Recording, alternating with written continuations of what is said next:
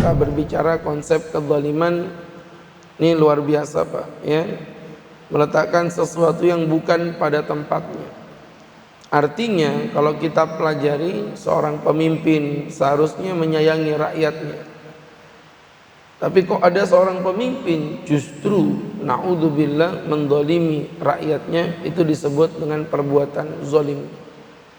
Orang tua seharusnya melindungi anaknya, kok ada seorang bapak memperkosa putrinya sendiri, itu namanya seorang ayah yang zalim. Jadi zulmun itu meletakkan sesuatu yang bukan pada tempatnya, perbuatan yang tidak semestinya. Suami harusnya berbuat mesra kepada istrinya, kok ada suami menampar wajah istrinya tanpa sebab, itu berarti suami yang zalim. Dan lawan kata dari zalim adalah adil, yaitu orang-orang yang memiliki keadilan dalam hidup. Contoh misalnya ini adalah imamun zalimun, pemimpin yang zalim.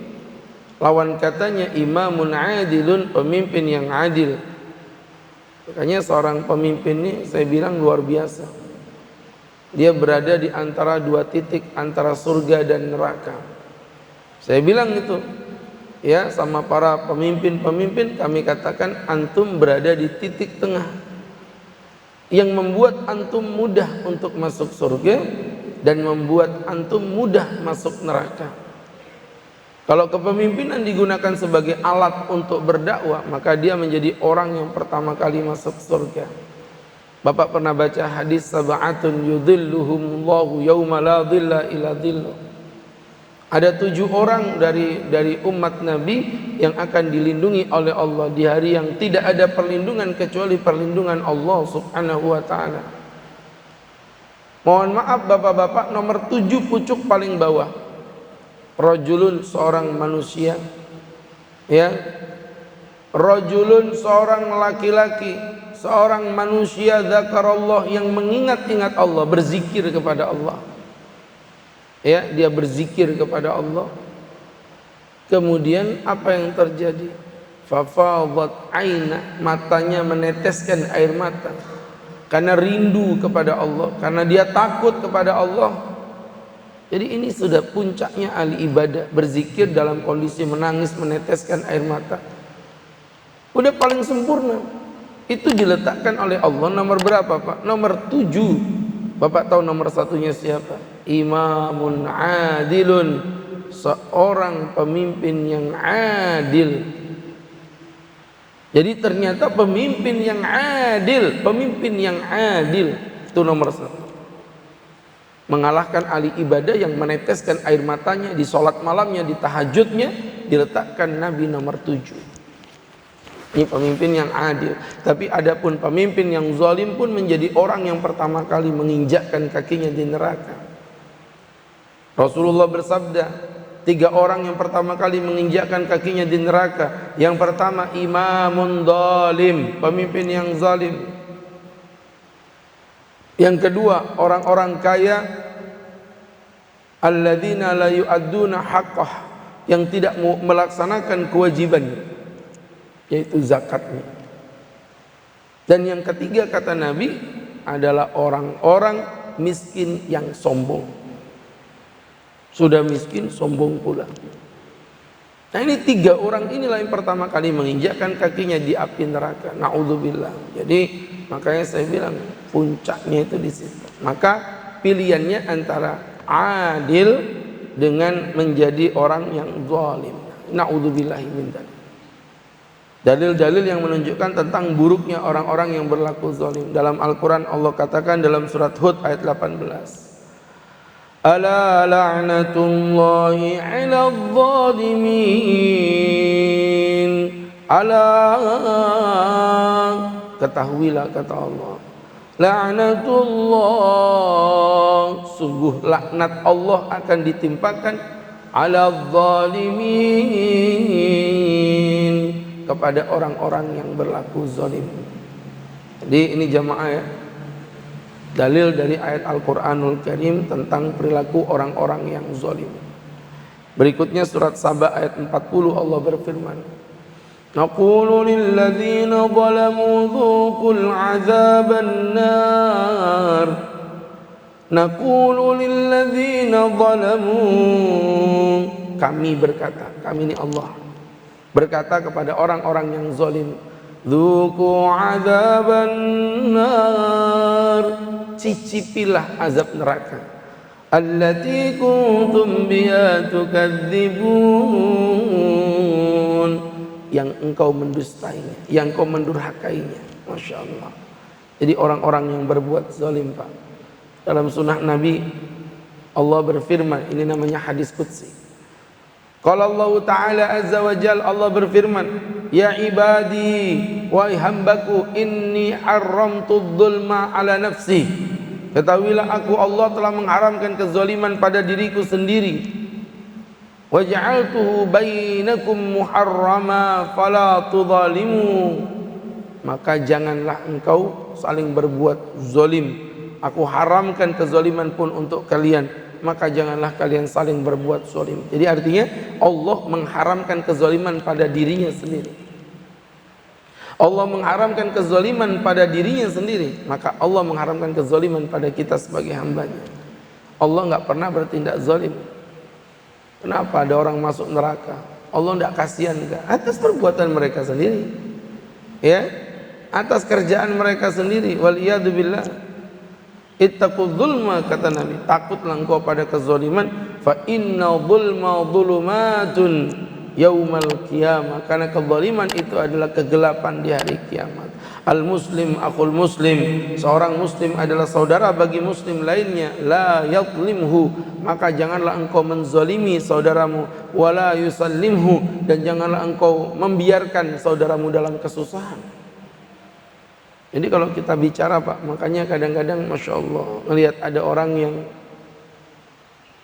menzalimi orang lain dalam urusan harta, misalnya terjadi sengketa tanah. Mohon maaf, Pak, ya, kalau sengketa antara orang yang memang 50-50, saling merasa memiliki dengan bukti dalil yang kuat, oke lah, fine, itu nanti diselesaikan di persidangan. Kadang ada orang memang dia sengaja dan dia tahu tanah itu bukan miliknya, dia ngerti tanah itu bukan miliknya, tapi sengaja dia tetap perjuangkan agar mengambil tanah orang lain yang dia tahu bahwa itu bukan tanahnya, dengan berhujjah mengeluarkan uang sekian-sekian untuk sogok kanan, sogok kiri. Silakan cicipi tanah itu. Jangankan 1 hektar, jangankan 1000 meter persegi, jangankan 100 meter persegi, kata Nabi, 1 jengkal tanah yang kau ambil dari milik orang lain, kau akan ditimpa dengan jumlah tanah yang sama 7 lapis dari perut muka bumi. Na'udzubillahi min dzalik. Nah, kezaliman yang seperti ini muncul karena dia nggak tahu. Dia pikir kalau dia mendolimi orang, dia menang, dia dapat semua apa yang dia niatkan, dia hajatkan, kemudian hidupnya bahagia. Hidup kita ini berapa tahun, Pak? Orang-orang yang suka menzolimi haknya orang lain, Bapak pelajari berapa lama hidupnya. Ya, umurnya berapa? Misal sekarang udah 50 tahun, normal orang meninggal anggaplah 65, berarti kan sisa 15 tahun saja. Nah, ini yang kadang-kadang mereka tidak tahu efek dari kezaliman. Nah, ini sampai dalam Islam itu jangankan harta orang, Pak, jangankan harta orang jamaah, bahkan perasaan orang pun wajib dijaga. Sampai dalam hadis kata Nabi, la yaktubur rajul ala khitbati akhi, janganlah kalian melamar perempuan yang sudah dilamar saudaramu. Ini baru dilamar, belum menikah, tapi kita nggak boleh ngelamar orang yang sudah dilamar. Apa alasannya jamaah? Untuk menghargai perasaannya. Wala yabi ala bai'i akhi, janganlah engkau menjual di atas penjualan orang lain.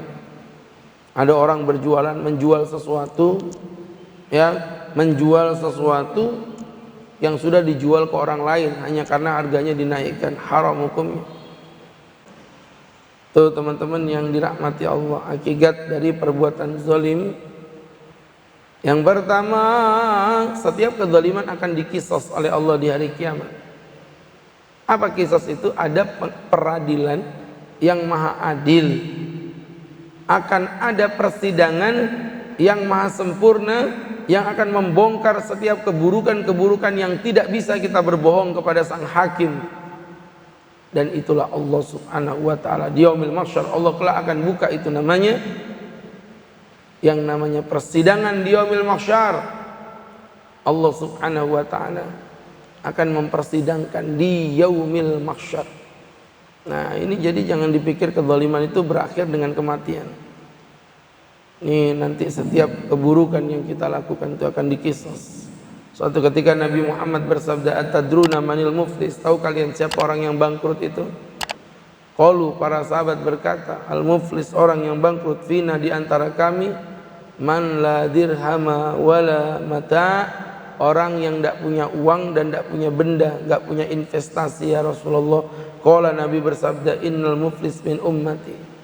Lebih parah dari itu orang yang bangkrut dari umatku, kata Nabi, ya'tu yaumal qiyamah, akan datang di hari kiamat, bisolatin, dengan solat, wasiyamin, dan puasa, wazakatin, dan zakat, wa ya'ti qad syatama hadza, dan ketika dia udah pede mau masuk surga, dari belakang ada orang menggugatnya, "Ya Allah, orang ini telah mencaci diriku, wa qadhafa hadza, orang ini telah memfitnah diriku, wa akala mala hadza, dan dia memakan hartanya si fulan, wa safaka dama hadza, dia telah menumpahkan darahnya si fulan, wa daraba hadza, dia pernah memukul si fulan, fa yu'ta hadza min hasanatihi wa hadza min hasanati." Maka setiap orang yang pernah ia zolimi akan diberi dari pahala yang dilakukannya. Ambil pahalanya, kasih lagi, ambil pahalanya, kasih lagi. Dan ketika pahalanya sudah habis, qabla ayaqdi ma alaihi, sedangkan yang menggugat masih banyak ini, akhadha min khotoyahum, maka akan diambil dari dosa-dosanya orang-orang yang menggugat, faturihat alaihi, dan ditumpahkan kepada orang yang digugat, thumma turiha finnar, kemudian dia pun dibuang oleh Allah di dalam api neraka.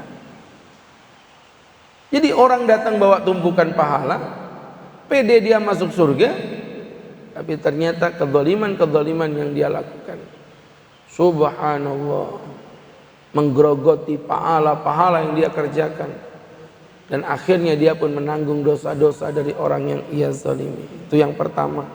Yang kedua adalah mendapatkan laknat dari Allah. Laknat itu tordun minar rahmah, terusir dari kasih sayang. Nah sekarang kalau yang melaknat manusia bisa jadi diterima, bisa jadi tidak. Tapi kalau Allah yang melaknat kita, orang-orang zalim tidak akan bisa lagi meminta maaf. Di hari orang-orang zalim tidak bisa lagi mengklarifikasi ucapannya, mereka akan mendapatkan laknat dan memiliki tempat tinggal yang paling buruk. Na'udzubillah. Kemudian yang ketiga, terancam dari doa orang yang dizalimi. Ini yang selalu saya sampaikan. Sebelum antum menzalimi orang lain, ada pemimpin punya bawahan nggak digaji, pikirkan, hati-hati, orang yang kita zalimi ini Pak, kalau udah berdoa, Allah doanya tembus ke langit Sidratul Muntaha tanpa pembatas. Begitulah yang dikatakan Nabi, wattaqi da'watal madlum, kata Nabi, takutlah engkau terhadap doanya orang-orang yang terzalimi. Fa innahu laisa bainaha wa bainallahi hijabun, di antara dirinya dan Allah tidak ada penghalang. Hadis sahih riwayat Bukhari Muslim.